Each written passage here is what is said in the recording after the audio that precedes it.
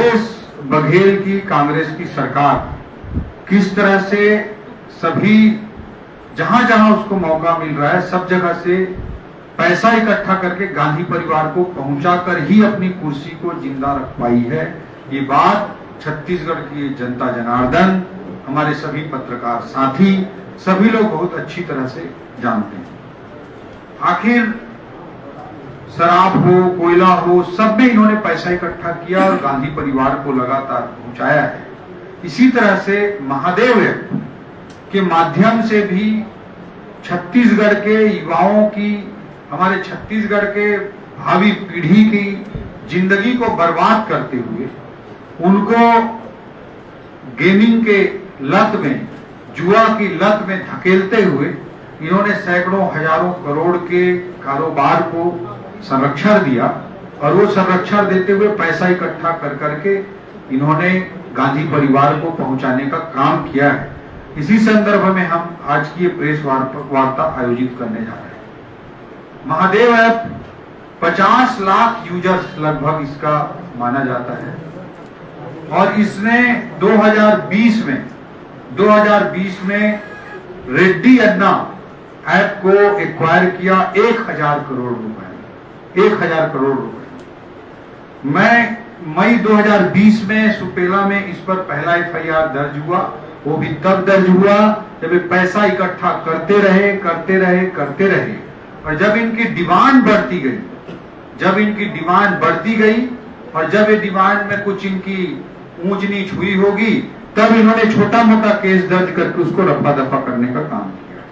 मैं आप लोगों को एक ऐसे कई ऐड, लगातार ऐड आते थे अलग अलग जगहों पे पूरे छत्तीसगढ़ में।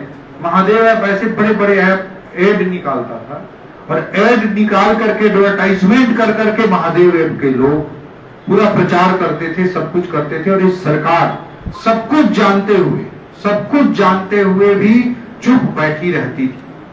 इसी संदर्भ में कुछ महत्वपूर्ण तथ्य मैं आपके सामने प्रस्तुत करना चाह रहा हूं। पहला, मैंने कहा कि महादेव ऐप ने, जिसमें 50 लाख यूजर्स थे, 50 लाख यूजर्स के लगभग उससे भी ज्यादा यूजर्स थे, इसने 2020 में 1000 करोड़ रुपए के रेड्डी अन्ना ऐप को एक्वायर किया है।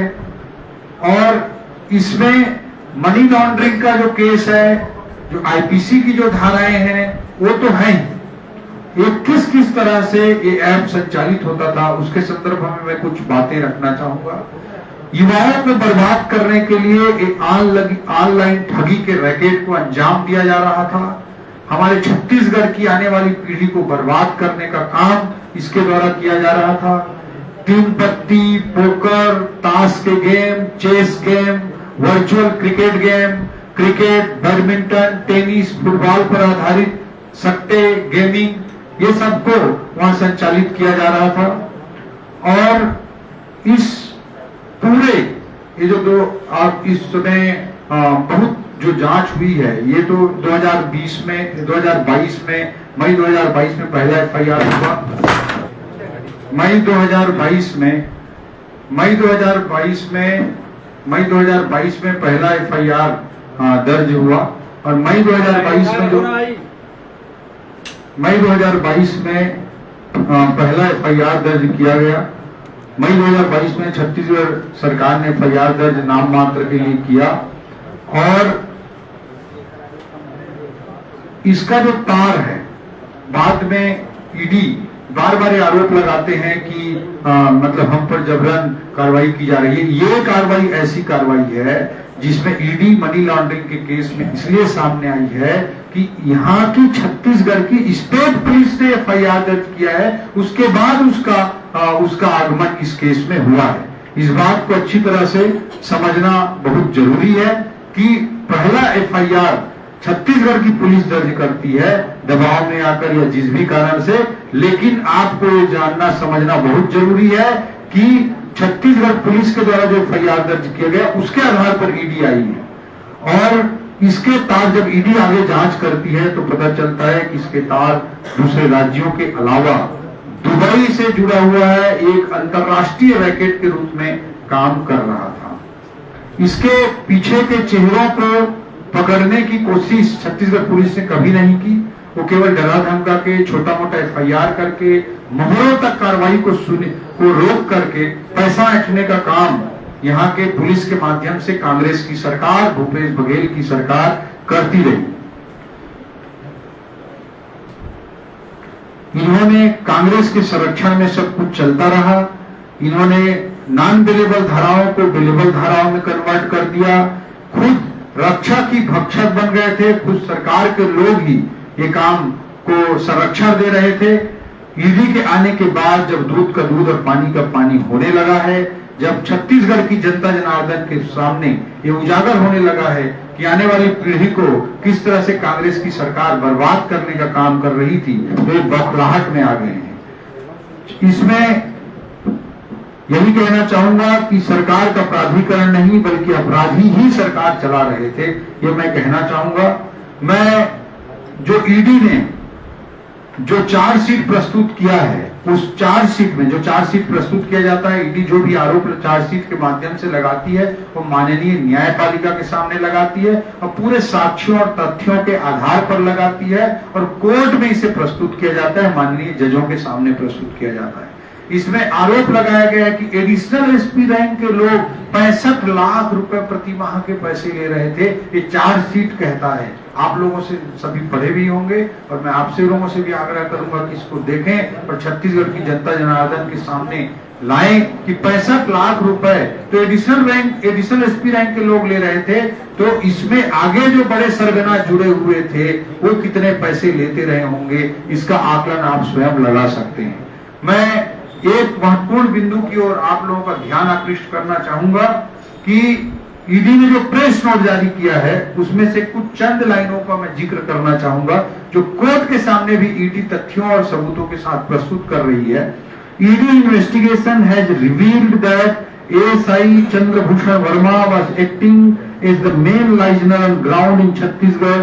ही along with Satish Chandrakar was receiving healthy money via Hawala from Dubai-based promoters of Mahadev online book and were distributing the same to senior police officers and leaders politically connected to Chief Minister's office as protection money. मैं इसका हिंदी अनुवाद भी आपके सामने रखना चाहूंगा। हमारे बहुत सारे हिंदी चैनल भी हैं। ईडी की जांच में पता चला है कि एएसआई चंद्रभूषण वर्मा छत्तीसगढ़ में मुख्य लाइजनर के रूप में काम कर रहा था। वो सतीश चंद्राकर के साथ दुबई स्थित महादेव ऑनलाइन बुक के प्रमोटरों से हवाला के माध्यम से मोटी मासिक धनराशि प्राप्त कर रहा था और इसे वरिष्ठ पुलिस अधिकारियों और मुख्यमंत्री कार्यालय से राजनीतिक रूप से जुड़े नेताओं को संरक्षण के रूप में राशि वितरित की जा रही थी। ये ऑफिशियली प्रेस नोट में किसी डिपार्टमेंट ने जारी किया है, कोर्ट में प्रस्तुत किया है। ये लाइनें बहुत महत्वपूर्ण है। इसके अलावा मैं उद्धृत करना चाहूंगा ASI Chandrabhushan Verma is not a very senior officer in the police hierarchy but through his relationship with Vinod Verma political advisor to Chief Minister Mr. Bhupesh Baghel and with the help of money power received from kickbacks sent by Ravi Uttal in Dubai, he has managed to influence senior officers. ASI Verma has admitted before ED that he was receiving and paying large monthly bribes to many power people. ASI Verma has admitted that the bribe payments were enhanced after some action was done by police in May 2022. मई 2022 में जो FIR दर्ज हुई उसके बाद और पैसा देने की प्रक्रिया को इसके द्वारा, इस ASI के द्वारा और बढ़ाया गया ताकि उनको डराया धमकाया गया और पैसे इकट्ठे करने की प्रक्रिया को और गति दी गई। The bribes were enhanced to water down the cases to include non-billable offences and to restrict prosecution up to local punters to prevent future action on their operations. Further, arrested accused have specifically named high-ranking officials connected to Chief Minister office who have received hefty kickbacks on monthly regular basis. मैं हिंदी में भी इसे प्रस्तुत करना चाहूंगा। ED की जांच से साफ हुआ है कि हालांकि ASI Chandrabhushan Verma police hierarchy में बहुत वरिष्ठ अधिकारी नहीं था, लेकिन विनोद वर्मा जो कि मुख्यमंत्री भूपेश बघेल के राजनीतिक सलाहकार हैं, के साथ अपने संबंधियों और रवि उत्पल द्वारा भेजे गए रिश्वत से प्राप्त धन की मदद से वह वरिष्ठ अधिकारियों को प्रभावित करने में कामयाब रहा। एएसआई वर्मा ने ईडी के सामने स्वीकार किया है कि वह कई शक्तिशाली लोगों को हर महीने बड़ी रिश्वत दे रहा था। एएसआई वर्मा ने स्वीकार किया है कि मई 2022 में पुलिस द्वारा की गई कुछ कार्रवाई के साथ रिश्वत का भुगतान बढ़ाया गया। मामलों को कम करने जैसे जिसमें गैर जमानती अपराध को जमानती अपराध में बदलने जैसी चीजें भी शामिल है। अभियोजन को स्थानीय सट्टेबाजों तक सीमित करने, जो स्थानीय छोटे मोहरे थे उन्हीं तक रोक दिया जाए कार्रवाई को और ऊपर के सरगना तक न पहुंचने दिया जाए और भविष्य ये सब को करने के लिए रिश्वत को बढ़ाया गया। आरोपियों ने ईडी को पूछताछ में बताया है कि मुख्यमंत्री कार्यालय से जुड़े उच्च पदस्थ अधिकारियों को मासिक और नियमित आधार पर भारी रिश्वत पहुंचाई गई। ये बात प्रेस नोट में और कोर्ट की चार्जशीट में स्वीकार किया गया है, जो कि बहुत गंभीर आरोप है, अत्यंत महत्वपूर्ण है। महादेव ऐप में जैसा कि मैंने कहा 50 लाख यूजर्स लगभग जुड़े हुए थे। इसने 2020 में 1000 करोड़ रुपए के रेड्डी अन्ना ऐप को एक्वायर किया। किस लेवल पे अमाउंट इकट्ठा कर रहे थे इसको समझा जा सकता है। इसमें मनी लॉन्ड्रिंग का एस्पेक्ट या आईपीसी के धाराओं के अंतर्गत क्राइम का एस्पेक्ट तो है ही, उससे भी ज्यादा महत्वपूर्ण है कि दुबई एक मुस्लिम कंट्री है जहां गेमिंग प्रतिबंधित है। वहां पर इनका हेडक्वार्टर चलता था। दुबई में हेडक्वार्टर एक मुस्लिम कंट्री में चल रहा था और इसमें डी कंपनी से भी लिंक होने की बातें कई सूत्रों के माध्यम से पता चल रही हैं। कई बातें सामने आ रही हैं, कई सूत्र बता रहे हैं कि डी कंपनी का भी इन्वॉल्वमेंट दुबई कनेक्शन के माध्यम से था। और यह भी कई अखबारों ने कई जगह उल्लेखित किया है कि प्रति माह डी कंपनी को करीब 100 करोड़ रुपए की राशि दी जाती थी। इस बात का उल्लेख बहुत सम्मानीय अखबारों ने भी कई जगह कोट किया है। इस तरह की बातें भी सामने आई हैं। इस पूरे प्रकरण में लगभग 20,000 अकाउंट खुले हुए थे। 50 लाख लोगों को इससे जोड़ा गया था। 20,000 अकाउंट जोड़े गए थे। 250 से अधिक सेल कंपनियां काम कर रही थी। ये सारा पूरा तंत्र, पूरा चैन किसी बड़े इंटरनेशनल माफिया के बिना संभव नहीं था। और जिस तरह से दुबई कनेक्शन सामने आया है और जिस तरह से बड़े इंटरनेशनल चैनल दिखाई दे रहा है, उससे टेरर फंडिंग की आशंकाओं से कोई इनकार नहीं कर सकता। भूपेश बघेल जी के लिए गांधी परिवार को पैसा पहुंचाने का काम हो सकता है, लेकिन इसके तार डी कंपनी से या इसके तार दुबई से एक बड़े इंटरनेशनल माफिया तंत्र से जुड़े होने की बातें सामने आ रही हैं।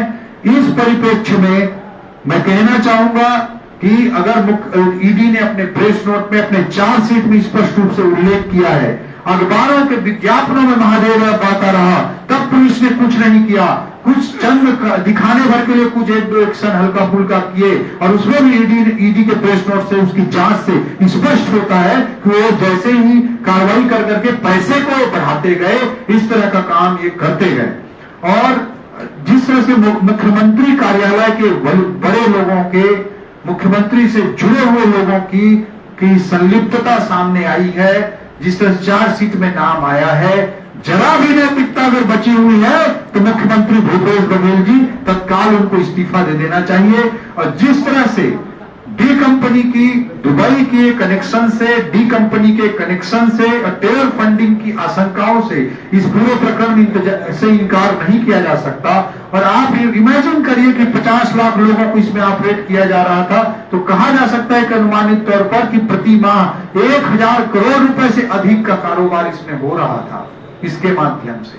और ये पूरा तंत्र संचालित हो रहा था। इसमें डी कंपनी, दुबई और टेरर फंडिंग की आशंकाएं हैं। इसलिए हम भारतीय जनता पार्टी की ओर से एनआईए जांच के लिए मुख्यमंत्री जी को पहल करने की मांग करते हैं। ये हमारे महत्वपूर्ण बिंदु हैं।